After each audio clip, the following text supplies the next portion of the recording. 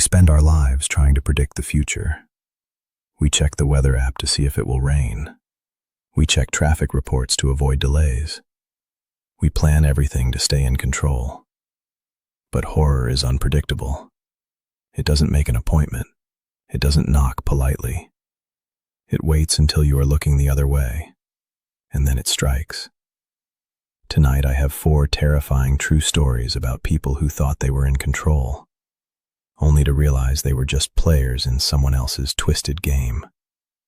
From technology turning against its owners to isolated farmhouses where the crops aren't the only things watching you. So, turn down the volume of your thoughts, turn up the sound of my voice, and let's enter the dark. This first story comes from a woman named Sarah, and it will make you want to unplug every smart device in your home. I live in a studio apartment in Chicago. It's small, but it's high-tech. I have smart lights, a smart lock, and of course, a smart speaker, let's call it Alexa, on my nightstand. I used it for everything, setting alarms, playing music, checking the weather. One Saturday morning, I woke up feeling groggy. I had a terrible headache. I went to the kitchen to make coffee and noticed my Alexa had a yellow ring pulsing. That means I had a notification or a message. "Alexa, what's the notification?" I asked. "You have 1 new voice recording," the robotic voice replied. I was confused. I didn't use the voice memo feature. I opened the app on my phone to check the log. The recording was time-stamped at 3:14 a.m. I pressed play. At first, it was just the sound of me breathing, deep, rhythmic sleep breathing. Then, about 10 seconds in, there was a rustling sound, like fabric moving. Then, a voice, a man's voice. It was whisper quiet, right next to the microphone. "She looks so peaceful when she dreams." My phone fell out of my hand. I stood in my kitchen, frozen. I live alone. My doors were locked. I picked the phone up with shaking hands and played it again. After the man spoke, there was a silence, and then a soft, wet sound, like lips smacking. Then the sound of the floorboards creaking, the specific creak my floor makes near the bathroom door. I called the police immediately. They swept the apartment. There was no sign of forced entry. The smart lock log showed the front door hadn't been opened since I came home at 6 p.m. the previous day. But then the officer found it. The vent cover above my bed was loose. 2 screws were missing. The vent shaft was just wide enough for a small person to crawl through. It connected to the empty utility room on the roof. They found a sleeping bag and a pair of binoculars on the roof. Someone had been living up there, crawling down into my apartment at night just to watch me sleep. And that night, he decided to leave me a message. I moved out that afternoon. I threw the smart speaker in the trash. I don't want to know what else it heard. Our next story is every traveler's worst nightmare. It takes place on a late-night bus ride. My car was in the shop, so I had to take the bus home from my late shift at the warehouse. It was the last bus of the night, Route 42, departing at 1 a.m. When I got on, the bus was mostly empty. Just me, an old lady asleep in the front, and a guy in a hoodie sitting way in the back. I sat in the middle, put in my earbuds, and closed my eyes. About 20 minutes later, I opened my eyes. Something felt wrong. The bus was moving fast, too fast, and we were bumping up and down violently. I looked out the window.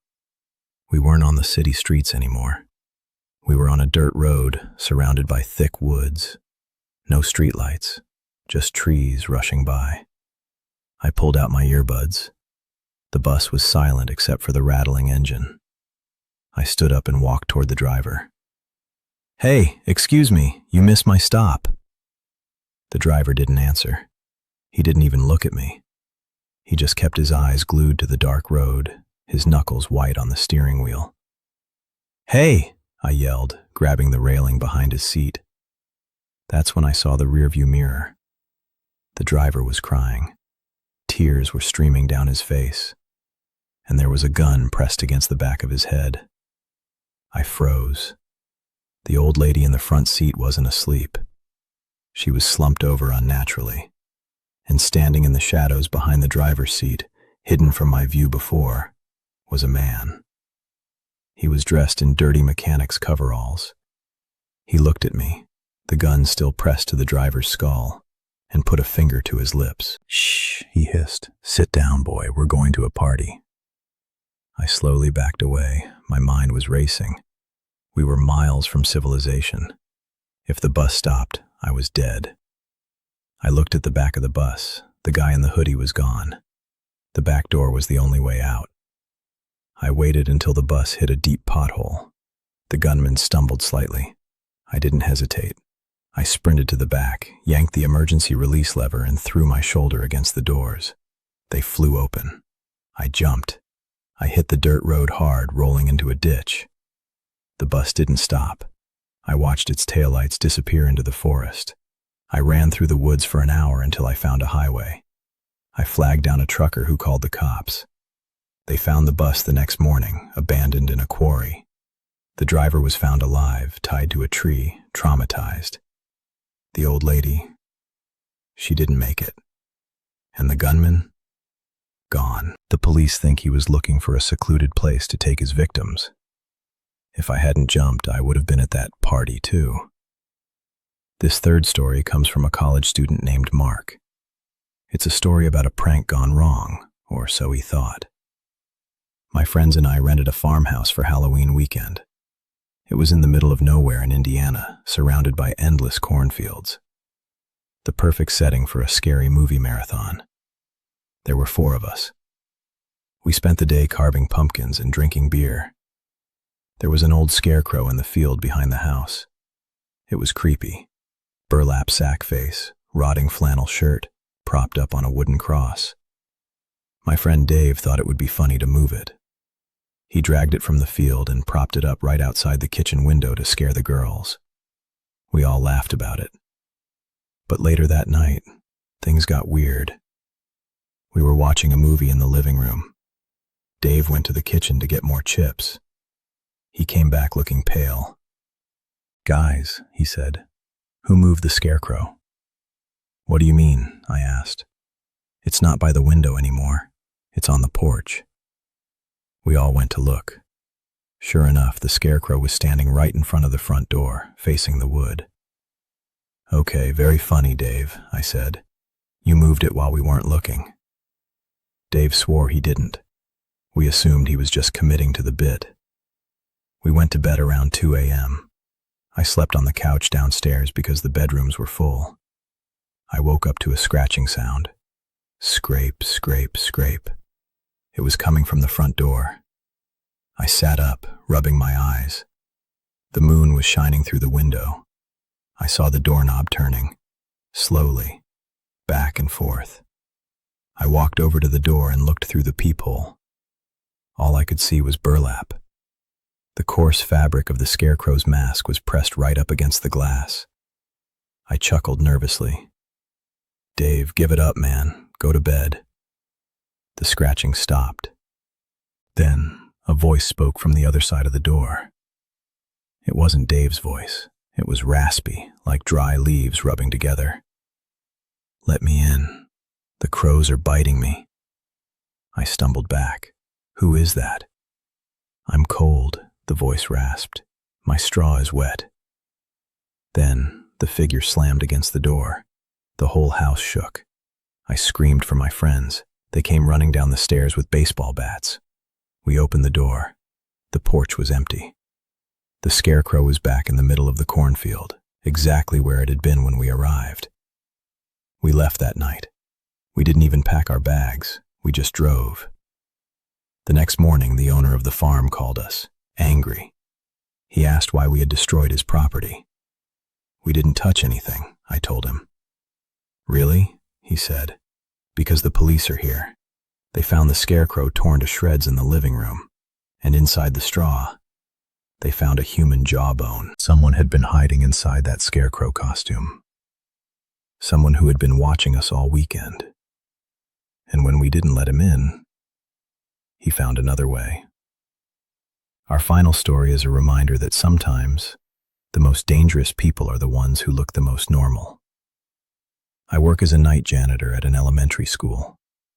It's an easy job, waxing floors, emptying trash cans. It's usually peaceful. But schools are creepy at night. The kid-sized chairs, the drawings on the walls, everything feels distorted in the dark. It was during the winter break, so the school had been empty for a week. I was in the gymnasium, buffing the floor. The buffer is loud, so I wear noise-canceling headphones. I turned off the machine to take a water break. That's when I heard it. Laughter. Children laughing. It was faint, coming from the hallway near the cafeteria. I checked my watch. 2 a.m. "Hello?" I called out, my voice echoing in the empty gym. Silence. I grabbed my heavy flashlight and walked into the hallway. "If there are kids in here, you need to leave. The alarm is going to go off." I walked toward the cafeteria. The double doors were closed.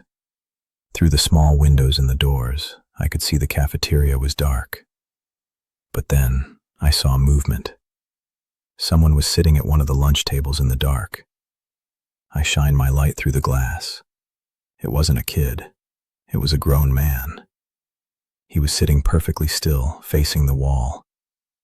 And he was wearing a birthday hat, a pointed cardboard party hat.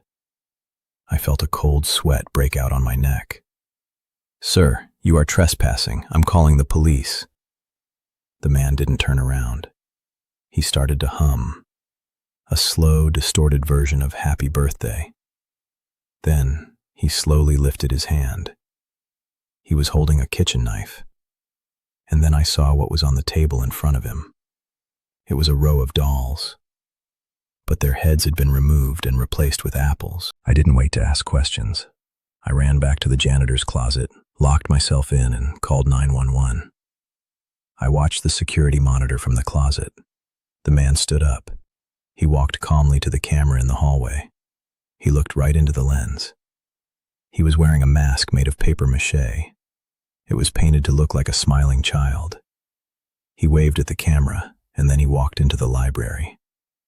When the police arrived, they searched the school for 3 hours. They found the dolls. They found the knife. But the man was gone. They found a sleeping bag in the crawl space above the auditorium stage. He had been living there for weeks. He had a calendar on the wall with dates circled. The date circled for the next day was labeled The Big Party. I quit that job immediately. I don't know what he was planning for the big party, but I thank God the school was empty that week. Fear is a survival mechanism. It's that voice in your head that tells you not to go down that dark alley. It's the shiver down your spine when a stranger smiles at you. We teach ourselves to ignore it. We don't want to be rude. We don't want to seem paranoid. But remember this, the monsters in these stories relied on that. They relied on their victims ignoring the signs. So, the next time your smart speaker lights up when no one is talking, or you see a scarecrow that looks a little closer than it did yesterday, listen to your fear. It might be the only thing that keeps you alive. Stay safe, check your back seat, and I'll see you in the next video.